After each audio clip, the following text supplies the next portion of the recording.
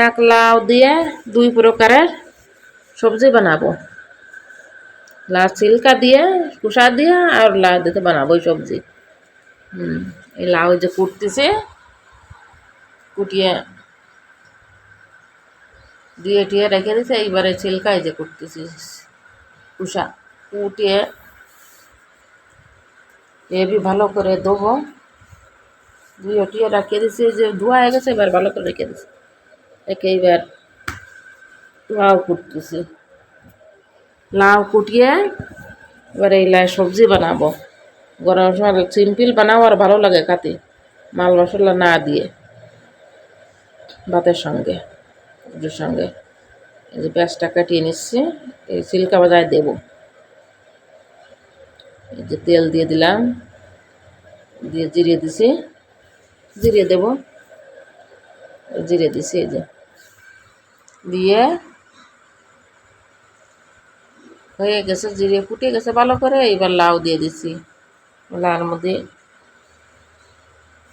নমক হলদি দিয়ে ভালো করিয়া হিলাই চিলাই নেব। বেজে বেজে ভালো করে বানায় নেব, ডেকে ডেকে গলে যাবে। এবার মির্চা দিচ্ছি, একটু লাল মির্চা, ভালো করে একসাথে ভালো করে ফের হিলাই চিলাই নেব। নিয়ে ডেকে দিলাম, ডেকে দিয়ে গুলি গেছে ভালো করে। এবার জল দেব, অল্প জল দেওয়া গেছে। আর হিলাই চিলাই ফের একটু ডেকে রাখবো।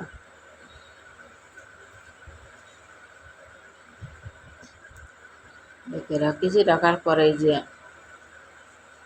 কমে গেছে আর গলেও গেছে।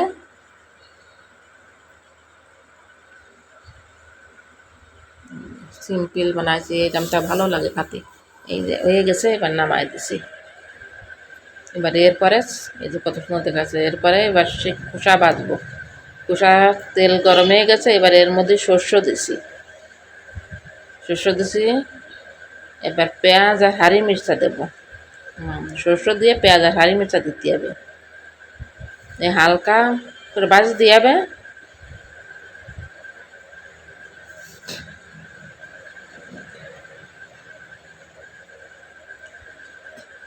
হালকা করে ভাজা হয়ে গেছে। এইবার ওই খোসা দিয়ে দিছি।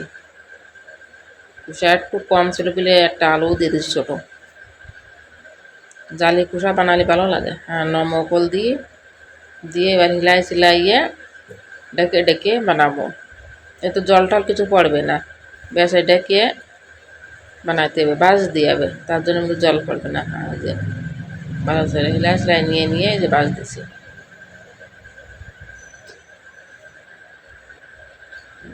হয়ে গেছে, মানে ভালো করে একটু হিলাই চিলাইয়ে নামাই দেবো। জালি আসছে লাউ, জালি লাউর ছিলকা খুব ভালো লাগে বাজলে এরকম। একবার আমারও তো বানায় খাও, দেখো কত সুন্দর লাগে। হয়ে গেছে, কত সুন্দর দেখা যাচ্ছে। এই যে